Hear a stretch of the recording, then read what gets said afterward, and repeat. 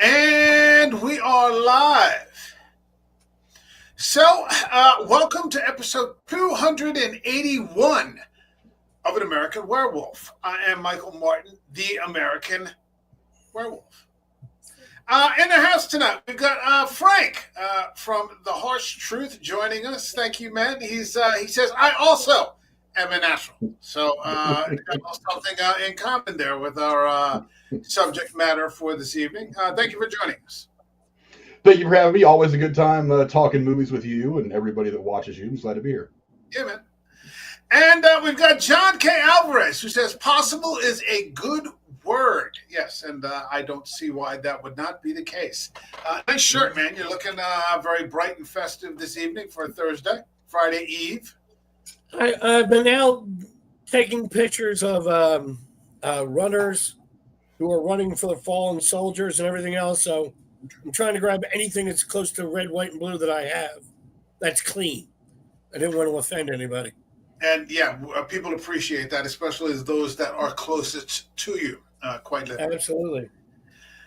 So, it seems that as we are all clearly part of, excuse me, I got some feedback there, part of Gen X, that more and more people, especially this year, a lot of big names seem to be passing. We lost Ozzy Osbourne. We lost Hulk Hogan. We've lost Tony Todd. So many of the names that we were familiar with growing up, either through our music or through entertainment, whether it be horror or whatever. And then a big name dropped about maybe 2 weeks ago, and that was Robert Redford. So the minute I heard that, I said, well, I got into the texting group that we're a part of here for the show, and I said, we should do a dedication. And so here we are. Unfortunately, some people couldn't make it. They have family obligations with their children, so on and so forth. But I'm glad to have been able to put this together. If you're ready to go, shall we get it going? Let's go get them. Let's go. Here we go.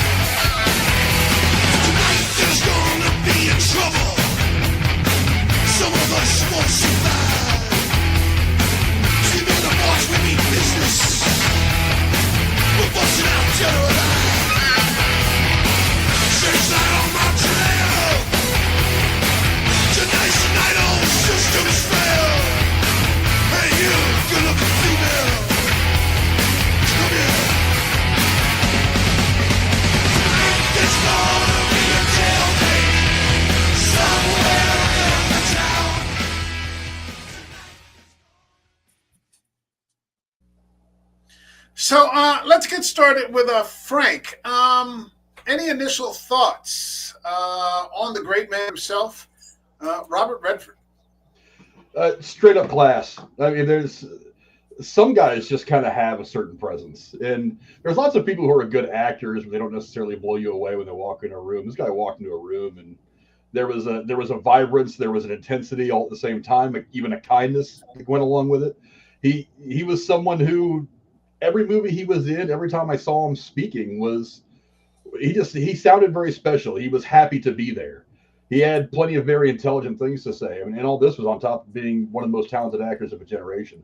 So a terrible, terrible loss. And it's moments like this that I think we talked about it after the passing of Gene Hackman, that you really need to take this opportunity to go back and watch this guy's body of work and see just how good he really was. I mean, going back to the 50s, his start all the way up through like big breakout of like Bush and Sundance and all the great stuff that he did from then on. Go enjoy this guy's work and see what a real life good actor who was kind of the last holdout of the great generation of the golden era. I mean, he was rooted in that golden era of acting. So he had a lot of that about him. One of the last few that was still working, still active, still alive, and unfortunately no longer. But one of the last few that was our real connection to that era of acting and filmmaking. Yep. That's tough to argue with. John, what would you say? On this show, we've talked a lot about storytelling and being storytellers. When it came to Robert Redford, whether he was acting or directing or producing, he was the master storyteller. He was one of the ones that you learned something from. I got lucky enough to see him lecture in Philadelphia in the 90s at, I think it was U of Penn. A friend of mine got to sneak me in the back. And I learned more from him, I think, about acting and writing and storytelling in a 2-hour lecture than I think I have my whole life. The quote I use, possible is a very good word. That's actually from him.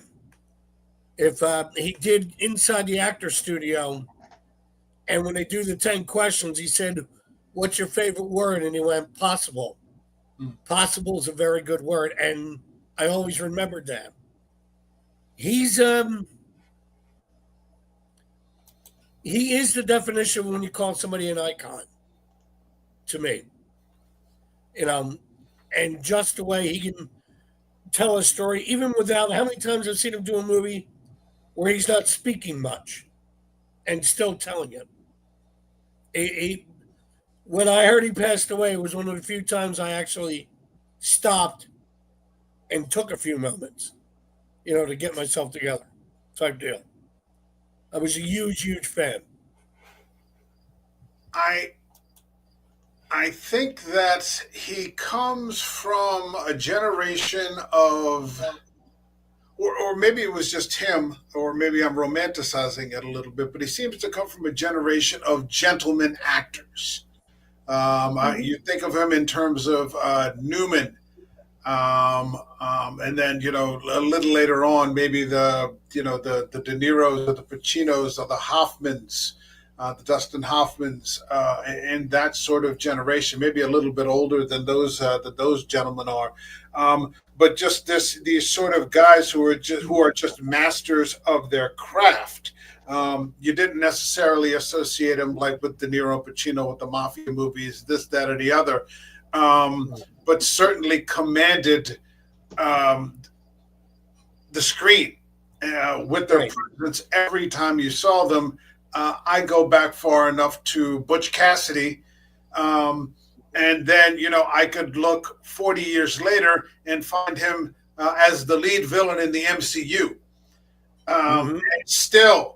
Up there doing it, with the best of this generation, stealing scenes. It could have just as easily turned out to be a huge mistake to cast him in these, top tier, comic book movies. But I mean, he was fantastic, and he's always fantastic. The 70s, the 80s, the 90s. He wasn't a guy who put out a movie every 6 months. Right. But when he did, you were like, oh yeah, this is great. Right. It was, Butch Cassidy, or whether it was 3 Days of the Condor, or whether it was, what was that movie? Up Close and Personal with Michelle Pfeiffer. He did a little romantic, this kind of thing. Or, I guess he was doing movies with Barbara Streisand. Those I didn't see so much. um, later in life. Well, let's not spoil it too much. Frank, are there any particular movies that you wanted to talk about that stood out for you? Such a long list of quality performances. Yeah. And quite frankly, big names. I mean, you got to start like in, I think in 1960 on Maverick, the TV show Maverick, the classic television show. Went on to work in other huge television shows. I mean, obviously Butch Cassidy and Sundance Kid, I think one of the greatest movies of an era. Yeah. All the President's Men, great. I've always been a big sucker for political dramas. That's one of the reasons why you go to the MCU, the Falcon or Captain America: The Winter Soldier has always been my personal favorite MCU film because it's a real heavy political drama as opposed to the fighting and action and stuff. It's very much a politically driven movie. Being a baseball fan, obviously, The Natural is a movie that pops up as one of the ones that I've enjoyed countless times over the course of my life. Two movies I've always thought were kind of overlooked. They were later in his career, but his performances I thought were stellar. One of them was The Last Castle, the movie he did with James Gandolfini. Yes, sure. I actually have that movie on DVD, and I watched it after he passed away. I put it in and watched it, and I was like, I had forgotten just not only how good the movie is. I mean, Mark Ruffalo, Clifton Collins Jr. It was a great cast. His performance in it is also, I think, one of his better performances. I mean, I don't know that I would have said that he should have won an Oscar for it necessarily. I don't know what it would have been eligible against, but he really, it was so easy for him to play the hero, the gunslinging hero, the hero who stands there with his chest out. He's always in the right, but he did play. While he was the good guy, the protagonist of the film, he did play a broken man, someone who realized his own his own faults. I love the way in that movie where he talks about being held prisoner in Vietnam, and he says, everybody thinks I'm a hero because I got out of that situation. He goes, the reality is I'm not. They mean to break you in these camps, and I broke. I was very fallible. I was not as strong as the as the rumors are, as the legend is. The legend is not real. I am a human being who broke in that time where they break people, and it was just a fantastic performance on his part. The other one was Spy Game. I think it's a wildly underrated movie. Oh yeah, I've always kind of not that what's his name, cute boy, freaking. Brad Pitt. Yeah, Brad Pitt. Not that Brad Pitt wasn't already kind of on his way at the time, but to use the wrestling parlance, which I knew you get, Werewolf. I think that was kind of a movie where he put Brad Pitt over a little bit. Yeah, because Brad Pitt's good, but there's a certain coolness, a certain maturity, a certain wisdom that his character displays all throughout that movie that I thought was just brilliantly acted. It was just another. I mean, at that point, I think even a guy like Robert Redford, you just assume every time he's in a movie he's going to be brilliant, and that's so. I think sometimes later in a guy's career, especially somebody like him, we just expect it to be brilliant, so we overlook just how good his performances really are. But those were some of the movies that popped in my head, and then of course, helping create Sundance, which is the biggest film festival in the world and a place where a lot of people really get to appreciate the filmmaking process. But yeah, there's so much that you could say. I mean, I could go down the list of this guy's credits and just be like, why he's great here, why he's great here, why he's great here, and not find a bad performance anywhere. I think one of the things that liked about him, is that he always seems grounded. You don't get that all too often, and it's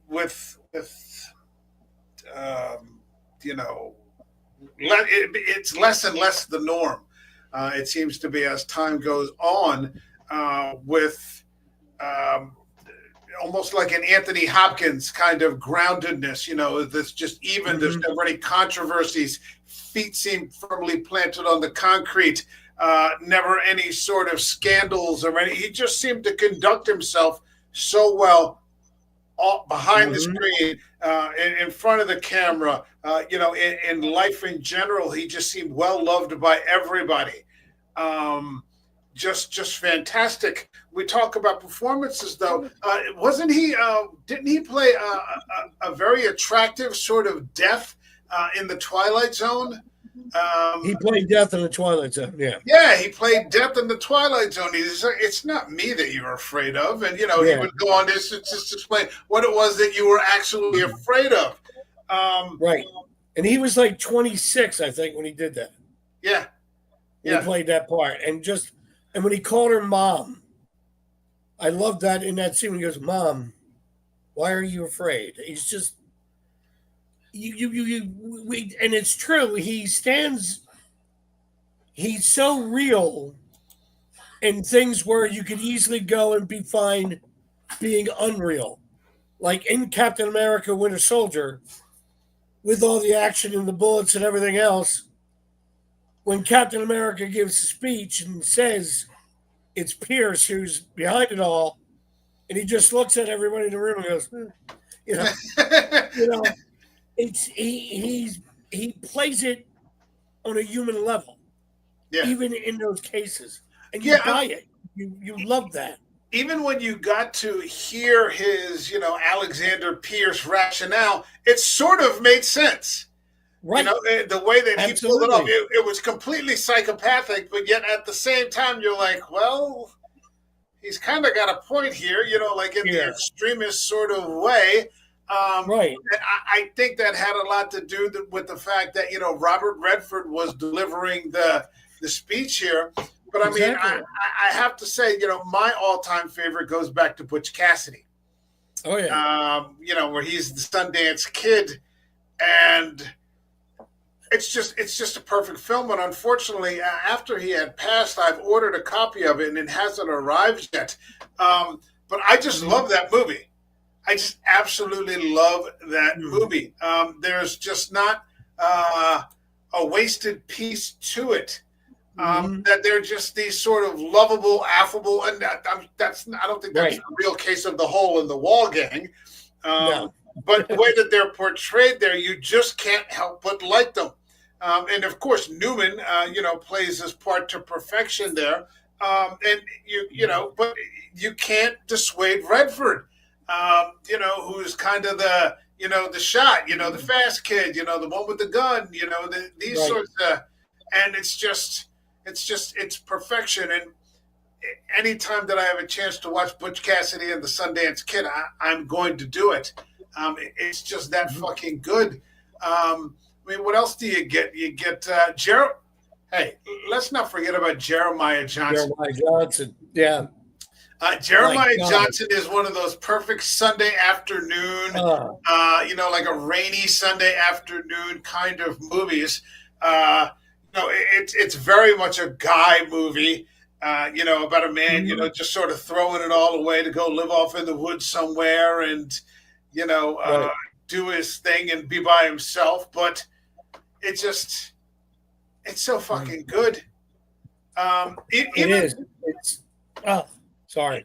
No. Even as, and I'll turn this over in a minute. Even as we got towards the end of his career, he did a fantastic survival film called All Is Lost, where he practically has no lines whatsoever because it's just him.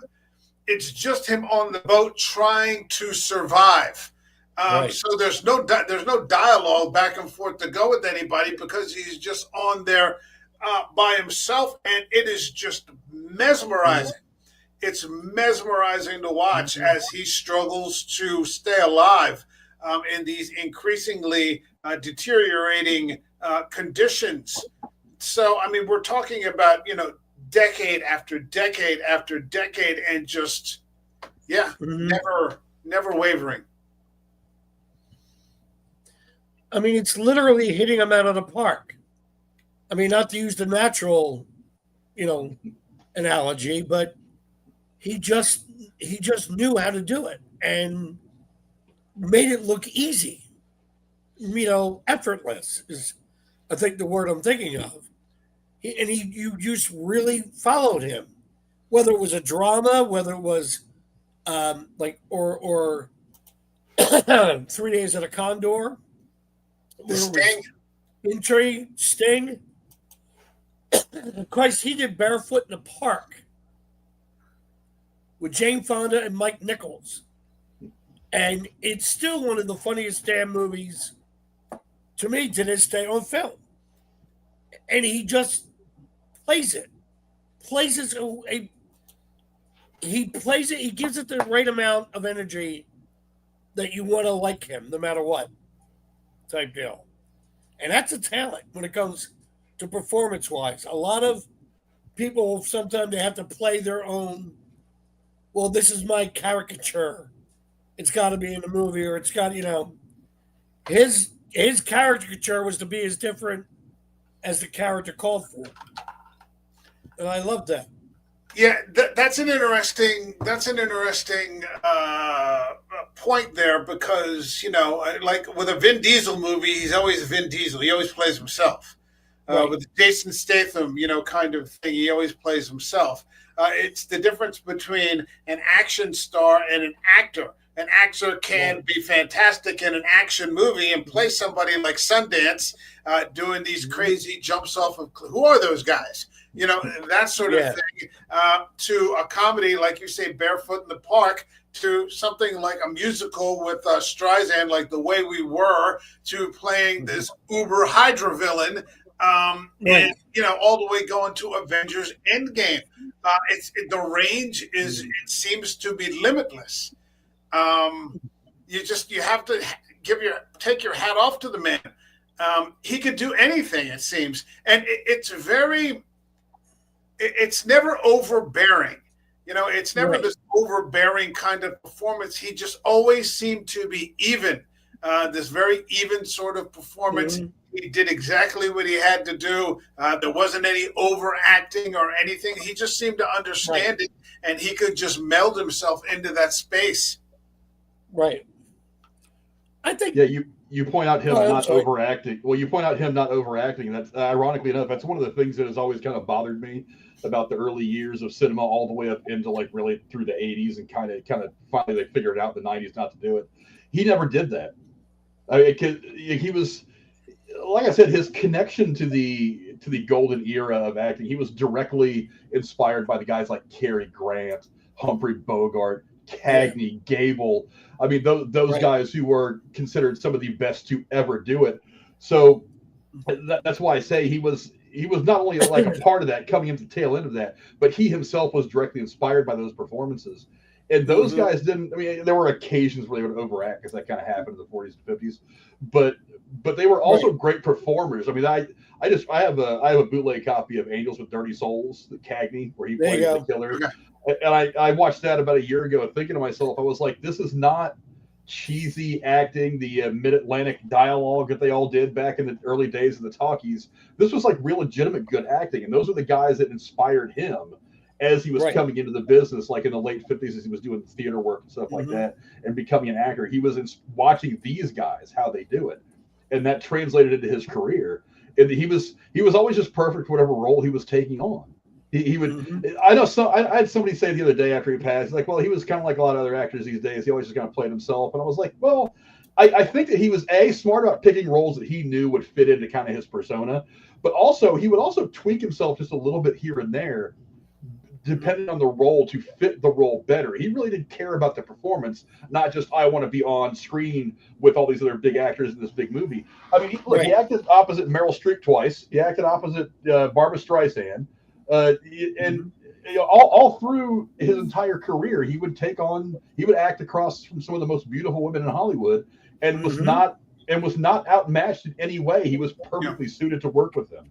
Michelle Pfeiffer in Up Close and Personal. I'm not a big fan of romantic dramas, but I mean that the third act of that movie is fantastic. It's good. The third act of the movie is awfully good. Yeah, but just everything he did, he knew how to fit himself into the role perfectly, because he was one of those guys that came up in an era where telling the story mattered more than me having my face on screen more than anybody else. Give me a story. I don't care where my name is on the poster. Give me a good story that I want to tell. Give me some great actors, some great storytellers. Let me go tell this amazing story. And what do you get? You get the natural. You get Jeremiah Johnson. You get these movies that just blow people away, and it looks easy to him because I think he really wanted to be in the role. Not he just really wanted to be a part of the big spectacular. He wanted to tell the story.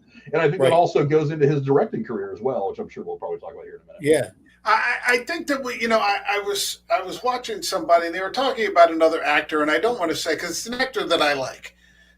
So I don't want to mention his name and to denigrate him, but he has like over 800 credits. Like he's been in like everything, I was just looking at IMDb. Robert Redford only has 82 credits over the course of, I mean, Jesus, we must be talking 60 years And yeah, I mean that's amazing. I was just looking at this. Okay, these are the four. All right, okay, here we listen. Look at this.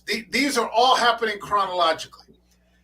73, he does The Sting. Right. 74, he does the Great. Now look at the variance in the range of these characters too. 74, he does The Great Gatsby. 75, he does The Great Waldo Pepper and 3 Days of the Condor. 76, he does All the President's Men. 77, he does A Bridge Too Far, which, as far as I'm concerned, is one of the greatest war movies of all time. He played Major Cook in that. It's fantastic. 79, he goes to The Electric Horseman, which a lot of people forget about. But I like The Electric Horseman. And then I saw that in the movie theater, baby. In 1980, he goes to Brubaker, if anybody remembers Brubaker. So that is like as broad a spectrum as it gets. And it's just hit after hit after hit after. Like he just didn't miss. Yeah. He just didn't He miss. was. It's because he knew what a good story was, and that has to be considered for that. That means something. To the choices he made. I just saw one of the things for the background research on this was when he said, starting Sundance, he said, I noticed films weren't telling good stories anymore. And that's why I started it, to give the storyteller a chance, or at least find a place that, here you go, you can tell your story here, so to speak. And that's another big risk, because if that fell flat on its face, that could have, he could have to do guest stars on guest star spots on Friends to pay bills or something. In today's market, a story really doesn't sell. Right. Franchises sell, names sell. Right. And with few exceptions, maybe like a Nolan. We automatically know we're going to get a story there. James Cameron, he's obsessed these days with the Avatar thing, but if you see that name, you're probably going to get something. There are some other names that are starting to come up now in this generation, where we're seeing, maybe an Ari Aster, or an Eggers, but they aren't. They aren't big block. They don't make, 9 figures. Right. So in many ways, in today's market, it's difficult to have just a good story. Is that sufficient nowadays? It's a different time that we grow up in now. Where if it's not CGI'd to death, it's a tougher ticket. And I remember Eastwood, at the peak of his, directing, said that he had trouble getting a lot of his films made. He had to start, doing his own production company, because he would pitch this to the studio and they're like, yeah, we don't do that kind of stuff. We do action movies, or we're doing this or we're doing that. What I'm saying is, the 70s, 80s, it was a special time in film, that, maybe we'll swing back around again, maybe. Mm-hmm. But I mean, we were here for it. And, I have to say, I feel that we're very lucky to have seen what we saw. One of my favorite movies that Paul Newman did, and a lot of people, I was actually happy to see some people talking about it, was a movie that came out in 92 called Sneakers. Written by the same guys who did War Games. And it had Sidney Poitier, him, Dan Aykroyd, River Phoenix in his last movie. Every time, that's one of the few films that if I see it on a television screen, you have to grab me, because I'm stopping and watching it. I pick it up right in the middle of that. But he said the same thing. He found out this script and said, why isn't it being done? Type deal. And I love that film. Let's switch over a little bit. Frank, you were talking about some of the time he spent in the director's chair. You got a favorite? There aren't that many. There are about 10 of them, but they're hits. They're hits. Well, I think Quiz Show is probably the one that I like the most. Again, kind of a mystery drama thing. Sure. But this being based on some like real crazy stuff is one of the things that makes it good. That's one that jumps out at me a lot. Right. Another one is Ordinary People. I'm a big fan of this guy you see on the wall behind right here, Tim Hutton. Actually, I've always been a big fan of his. I've always been a big fan of his career, and that was he directed that movie. Tim Hutton became, and I'm pretty sure he still holds the record for the youngest person to ever win a supporting actor Oscar because of that movie. And not to mention he had so many other people in it. You had the Donald Sutherland, Judd Hirsch, Mary Tyler Moore. It's again kind of a loaded cast. But I mean, his first time out, he directed somebody to his first Oscar win. And other Horse Whisperer, good. A Civil Action, which I had totally forgotten about that movie for the longest time. I remember seeing it when it first came out. Legend of Bagger Vance was good. Lions for Lambs, I thought it caught a lot of hate that it didn't really deserve. I think a lot of people, because of the Tom Cruise being involved, kind of thought it was going to be more action, but it really is more cerebral. And I think that's why people kind of shit on it a little bit. But it is a pretty good movie, I thought. The Company You Keep was one I never got around to seeing, but I've heard a lot of people say it's really good. That's what he did with Shia LaBeouf.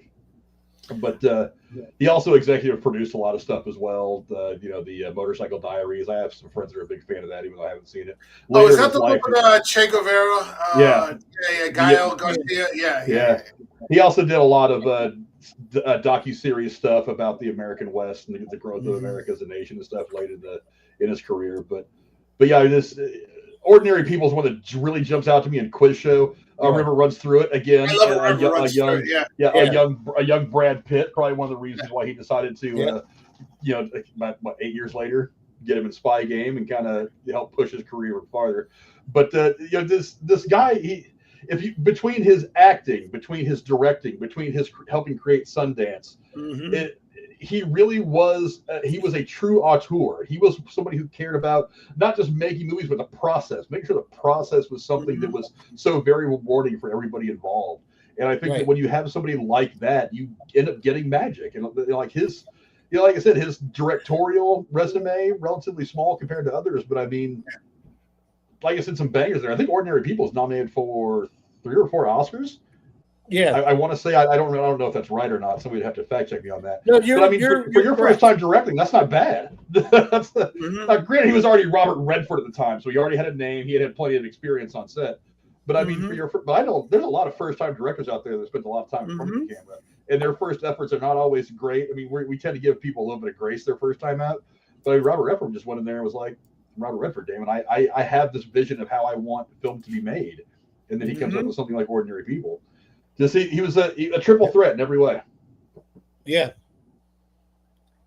I'm still looking here at it just goes on and on and on. Holy shit. What am I looking at here? No, it's producer. It kind of goes up and up and up. Yeah. It doesn't end. 57 production credits. Hold on. I'm going through I was the list. wrong. 5 Academy Awards is what they got nominated for. He got nominated for Best Picture in 1. He got nominated for Best Director in 1. Nominated for Best Actress and Best Supporting Actor for both Judd Hirsch and Timothy Hutton, with Timothy Hutton winning. And one Judd for Hirsch did a great job in that movie. Oh, Judd Hirsch was good in everything. Yeah. I mean, he was one of those guys who never really got his. He could have been an A-lister with the right push, but he never moved beyond the Brat Pack. He just got nominated for the last Spielberg movie. Yeah. Who did? Judd Hirsch. What was the last Spielberg movie? Judd Hirsch, the Fabelmans or the. Oh, the Fabelmans. I'm sorry. I was thinking of Judd Nelson. I apologize. Yeah. I was thinking of Judd Nelson. Judd Hirsch in Ordinary People plays the shrink. Yeah. Sorry. Brilliant in that role. Hold on. I'm still going here. After Brubaker, we had The Natural. Yep. Then we had Out of Africa. Then we had Legal Eagles. I didn't see that. I had Havana. It's actually funny. That's actually, again, a forgotten movie, Legal Eagles. It's a good movie. Yeah. Aaron Whiteman. Sneakers. No, it's okay. He's the narrator for A River Runs Through It. Let's not forget Indecent Proposal. Yep. Oh, yeah. Up Close and Personal, The Horse Whisperer, The Last Castle. I mean, this is just hit after hit. Spy Game, The Clearing. I didn't see The Clearing. That's a good movie. I didn't see An Unfinished Life.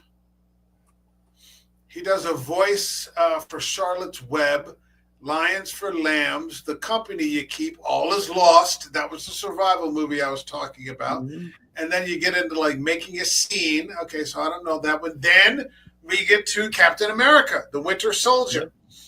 The Glove, Nature is Speaking, where he's a TV series. He's a narrator. A Walk in the Woods. He plays Bill Bryson. Oh, I didn't know that they made that into a movie. Yeah, I remember that book. The Truth, where he plays Dan Rather.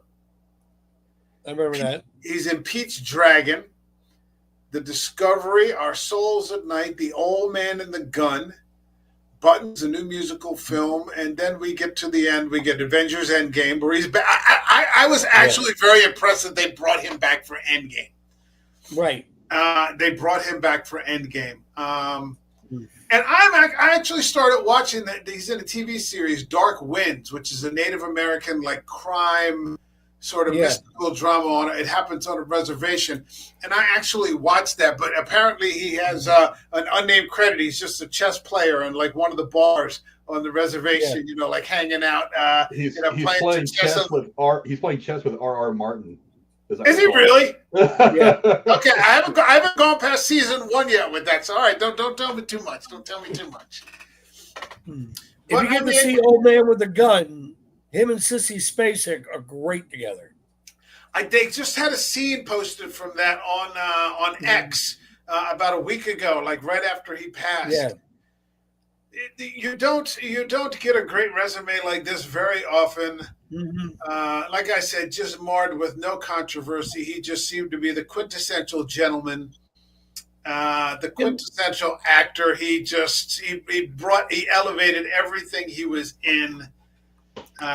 What's not to like? Can I tell a quick story? Sure. About Robert Redford on Up Close and Personal. Okay. There was an actor who was a teacher of mine named Tom McCarthy. He was the head of the Actors Union in Philly. He's in the scenes in Up Close and Personal fighting Robert Redford. Like when Robert Redford's running through Holmesburg prison, there's scenes where Tom is like wrestling with him and gets thrown. Okay. And Tom has these great Robert Redford stories about just the two of them on set because they were sitting around waiting for a set up a shot as Tom goes, so Robert Redford can kick the hell out of me, type deal. But he had a daughter on, and her name was Julie, and she wrote Robert Redford a love letter at the age of 6. Tom delivered it to him on the set. Yeah. And Tom read it. And part of the love letter said, I want to meet you for hot chocolate on the NBC tree at Christmas time and whatever, 30 Rock. He said, does Kelly have a headshot? And Tom goes, yeah. He goes, get it for me tomorrow. He takes the headshot and he writes on it in a Sharpie, Kelly, where were you? I was waiting there for 2 cups of hot chocolate. I've never been stood up so bad in my life. That's cute. But it was, but he said he was one of the nicest people in the world. Just the way he spoke to people. Yeah, that doesn't seem like a stretch. Hold on, we got a comment here. We got Polar Knights over there on Twitch. Thank you for joining us. He goes, I love this show. It is every stage of beard growth. So, yes. There you go. That certainly is true. We go, on, over, and down. Okay. So, I mean, it's just, he's going to be missed. He's one of those, it's an era that I don't know we're going to get back to in Hollywood. I don't know, not just, in terms of just great storytelling. I mean, now I suppose for that sort of thing, you might get an indie film. I've seen tons of fantastic films. I saw every once in a while, you'll see somebody like a Colin Farrell make a small indie film, and it makes no money. Like he did this one film that I thought was perfect called After Yang. I don't think it broke $1 million. It's a perfect film. It's a perfect film. Yeah. Didn't break $1 million. The smaller independent ones usually are, because the expectations are kind of low, and B, when you just get good actors together, you don't have to rely on special effects and all the other ancillary crap. It's visual. It's the dangling keys in front of the kids. Yeah. When you get great performers delivering great dialogue, that is magic. You are 9/10 of the way to a great movie if you can get those things. Yeah, yeah. And in this time, when if you're paying attention, because you have to pay attention, because otherwise you'll miss it. You'll be drowned out by the noise of what James Gunn is doing, or what this person is doing, or what that franchise is doing, what Star Wars is doing. There are still filmmakers making these types of films. A lot of times they become limited series now on streaming. So, gone in that direction. But there are still filmmakers making those types of films. Go see them. Yeah. James Gunn isn't going to care if you don't give I have the Regal app, I say my 53 cents. If I don't, James Gunn isn't going, it's not going to make or break anything. Christopher Nolan, he'll get over it, but when you see these types, go see them in the theater, so that they have a chance to breathe, so that somebody can, I remember going to see Paul Giamatti in The Holdovers, the Christmas film, and I'm like, this is just fantastic. And it's just me and a small crowd of people that are in the theater at Christmas time seeing this, sort of melancholic comedy drama set at Christmas. And we're just all laughing our asses off because it's just fantastic storytelling. They are still making these types of films. It's not the norm anymore. And you're probably not going to see too many actors with a resume like we just read off there. But if you do know that sort of film is coming to your area, please indulge. Take the trip to your local art theater or wherever you have to go see it. Go fucking see it, man. I'm doing it tomorrow night.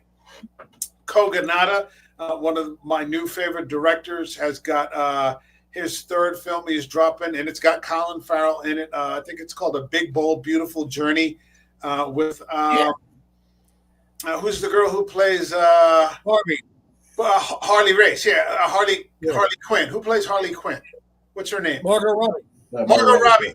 Yeah, this is not, a DC movie. It's going to be very small budget. Yeah. I'm driving from my place all the way to Turnersville on a Friday night to go see it. Lucky you. If you have the opportunity, invest in those types of things. Invest your time, invest your money. Absolutely, man. Yeah, give them a shot. Is there? We could sit there and go over the details of all these movies if we wanted to, but I wanted to capture the essence of what this time meant reviewing this great guy's work. Is there anything that we have not discussed, or is there a particular point from a particular movie that you wanted to get into that we have not covered? Are we good? I could start at one, but I wouldn't stop. That's the problem. Yeah. It's that good of a career. Yeah. I say it a lot when these people, the people of a certain generation pass away, especially in the entertainment space. I said it with Ozzy. I said it with, Hackman when he passed away. Take this as an opportunity not to mourn this person's loss, but to celebrate their body of work. Go back and watch. Go find some old episodes of Maverick to watch on television, because I've been watching a little bit more of the pre-70s TV stuff that I can find on different streaming services lately, and kind of blown away at how good a lot of it still is, about how good it is to watch it all. As much as I like the more recent stuff, it's fun to go back and watch that. Go watch some of these older movies and remember what it was like to watch those. Try to put yourself in the space where you're watching it for the first time. Because a lot of the kids under the age of 30, they're all kids to me now, under the age of 30, they think that life started like in 1985. That's when the world started rotating. It's like, no, go back and watch the original Scarface, some of the Howard Hughes stuff. Go back and watch some of the black and white stuff. Go back and watch the Gregory Peck stuff from the 50s and 60s. Go back and see the stuff that inspired today's actors, because you're watching, you know, Right. Vin Diesel or whoever. It's like these people, it all builds up to what we have today. So that Right. that era of filmmaking and of acting and of creating, it's what this era of creating is built on. That is the cornerstone for the kind of product that we get today. And even though some of the product we get today isn't nearly as good, you understand, like, oh, you're like, oh, I understand now why they do this in movies. Right. I understand why they deliver that line like that now after watching somebody do it in a movie from the 40s or 50s. So go back and watch his body of work, watch Redford's body of Right. work, and see why he's good. Look at these Right. individual performances. You don't have to like the movie necessarily, but look at his performances and understand how he grew as a performer, and how that if you are in the creative space that you should try to always grow with every endeavor you try. I mean, you know, we all being on YouTube, we all try to grow a little bit with every video. We're not, you know, we're not nearly as famous, but it's like we always try to grow with every video with our creative endeavors. And that's he is the perfect example. Robert Redford and so many people of his generation are the perfect example of when you allow talent to really flourish and grow in great space, what can be done. I mean, because his first role and his last role, you're not only going to notice a change, but you're going to notice the growth of the brilliance. You're going to notice the growth of the performing of the art. It really is a great thing to see. Mm-hmm. Go ahead, John. Oh no, I was just going to say, if you get a chance to even go on YouTube and see some of the clips of people who are doing tributes to him, the range of the people that are doing tributes, from people that are his peers to ones that were children and worked with him and talked how he influenced. Scarlett Johansson does a beautiful tribute to Robert Redford. Yeah, wasn't she in The Horse Whisperer? Yep. Yeah. And she said he taught her so much about, because she was asking questions about behind the camera and he said, "Come here." Instead of saying, "Go away, child," he brought her in and showed her. Yeah. And she just did a directorial debut at a festival, and that's when they told him he died, and she just started talking about him, how influential he was to her. It's amazing when you get somebody who crosses the generations, and it's purely for the talent and the richness of the quality of the person. Hold on 1 second. Yeah, I am going to put the link to IMDb with the list of his credits in the description. I couldn't encourage people enough, like Frank said, watch these films. The past is prologue. And, you know, these people that you think are great today, see who inspired them, because there's just a limitless vein of creativity in these things. We spent over the summer just covering one director, Akira Kurosawa. We did a whole summer of Kurosawa films. Last week, we covered Orson Welles. We watched The Third Man. It was so fucking good. It was from like 1948. And we're just watching Welles do some fucking, be this evil, self-centered noir bastard. Wow. There are so many good films out there, that take place after, before the year 2000. So, give those films a chance. That's the best advice that we could give you. Find out for yourself, and just be open-minded. All right, my thanks. So let's just wrap it up here. My thanks to Frank from The Harsh Truth. Why don't you plug something, man? Well, right now over on my channel, my hetero life mate Jeremy and his forever life mate wife Rachel are doing Happy Death Day.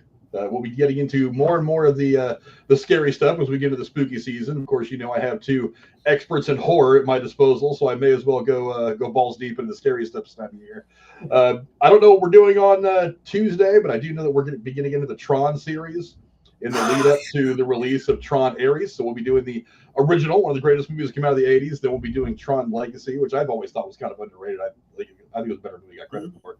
And of course, we'll be doing Tron Ares when it comes out, and then more and more into the scary stuff. There's plenty of horror movies, both mainstream and smaller independent horror films that we haven't discussed yet. And I've got Jeremy and Tex at my disposal, so why not let the horror guys do all the heavy lifting, and I'll just watch the movies, enjoy them, and enjoy their breakdowns of them. But yeah, on through, and there's plenty of stuff coming over the course of the next year or so. So keep an eye out. Just ride the wave, man. John, you got anything for us? To be honest, not this week. Okay. I would love to say I would, but I don't. But a quick shout out to my nephew Luke, who got married last Thursday to a lovely woman named Aretha. All right. Salute to both of them. Congratulations, Luke and Aretha. All right. For this channel, we are preparing, like Frank, for the Halloween season. And the theme for this year will be ghost stories and haunted houses. So we have a selection of films pre-selected already. We're going to be looking at the original Paranormal Activity.